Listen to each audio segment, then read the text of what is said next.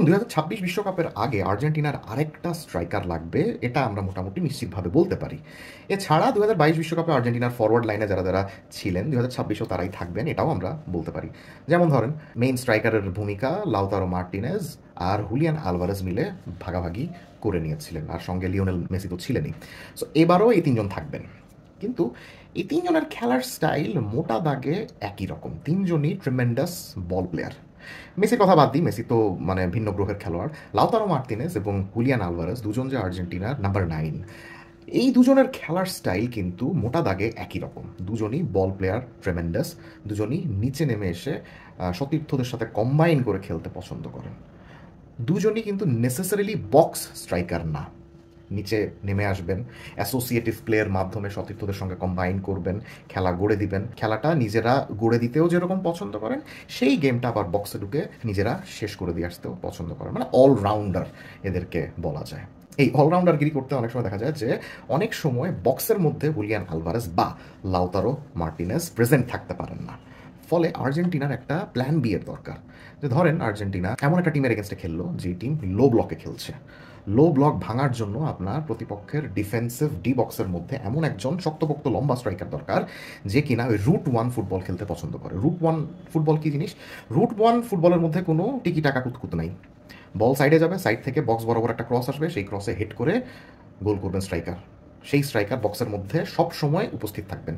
তিনি নিচে নেমে এসে বল নিয়ে কুতাকুতি করবেন না। তিনি সতীর্থদের সাথে অ্যাসোসিয়েটিভ গেম প্লের মাধ্যমে খেলা বানিয়ে দিবেন না, তাকেই বরং পেছন থেকে সতীর্থরা খেলা বানিয়ে দিবেন। এবং তিনি অল দ্য টাইম ডি বক্সের মধ্যে থাকবেন। ডি বক্সের মধ্যে কীভাবে বাড়তি টাচ নেওয়া সম্ভব, বাড়তি স্পেস আদায় করে নেওয়া সম্ভব, কীভাবে এক দুজন প্রতিপক্ষের ডিফেন্ডারদেরকে বুলি করে সুযোগ সুবিধা বের করে নিয়ে আসা সম্ভব, এই সব হবে ওই স্ট্রাইকারের খেলার স্টাইল। এখন স্যাডলি লাউতারো মার্তিনেজ বা হুলিয়ান আলভারেজ কারোর মধ্যেই এই এক্স ফ্যাক্টরটা নাই। এখন লিওনেল স্ক্যালোনি যদি চান যে আমার 26 জনের স্কোয়াডে এমন একজন স্ট্রাইকারের দরকার যে কিনা এই এক্স ফ্যাক্টরটা আমাকে প্রোভাইড করতে পারে, সেক্ষেত্রে কিন্তু আর্জেন্টিনার একটা থার্ড স্ট্রাইকারের দরকার রয়েছে। এই থার্ড স্ট্রাইকারের আশায় আমরা দেখেছি লিওনেল স্ক্যালোনি গত 1-2 বছর ধরে অনেক নতুন নতুন স্ট্রাইকার দলে ডাকছেন এবং তাদেরকে বাজিয়ে দেখছেন তারা ওই ভূমিকাটা ঠিকঠাক মতো পালন করতে পারে কিনা সেটা দেখছেন। যে কারণে আমরা লাৎসিওর স্ট্রাইকার ক্যাস্তেয়ানোসকে দেখেছি, লুকাস বেলত্রানকে দেখেছি, আমরা স্যান্তিয়াগো ক্যাস্ত্রোকে দেখেছি। লাস্ট ফিফা উইন্ডোতে ফ্ল্যাকো লোপেজকেও কিন্তু ডেকেছেন লিওনেল স্ক্যালোনি। এবং সম্প্রতি আর্জেন্টিনার যে দলটা ঘোষণা করেছে অ্যাঙ্গোলার এগেনস্টে প্রীতি ম্যাচে খেলার জন্য, সেখানে কিন্তু ফ্ল্যাকো লোপেজ আছেন। শুধুমাত্র ফ্ল্যাকো লোপেজই নন, ডাক পেয়েছেন আরও একজন স্ট্রাইকার যিনি কিনা ফরাসি লিগ আঁতে দুর্দান্ত খেলছেন স্ট্রাসবুর্গের হয়ে, that is Joaquin Panichelli. So Lionel Scaloni কিন্তু ওই থার্ড স্ট্রাইকারের আশায় এসব খেলোয়াড়দেরকে ডেকেই চলেছেন।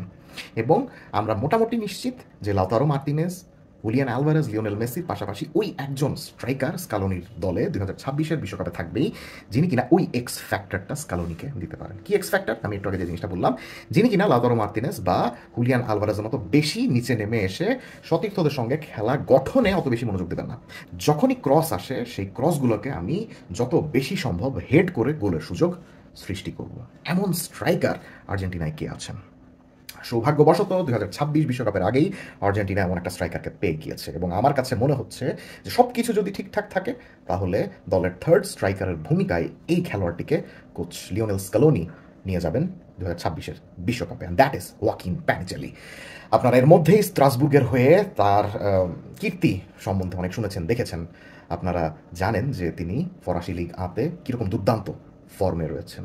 আপনারা চেলসিতে দিদিয়ের দ্রগবার খেলা কিন্তু দেখেছেন, রাইট? বা সম্প্রতি ভিক্টর ওজিমেনের খেলা দেখছেন, নাইজেরিয়ান স্ট্রাইকার।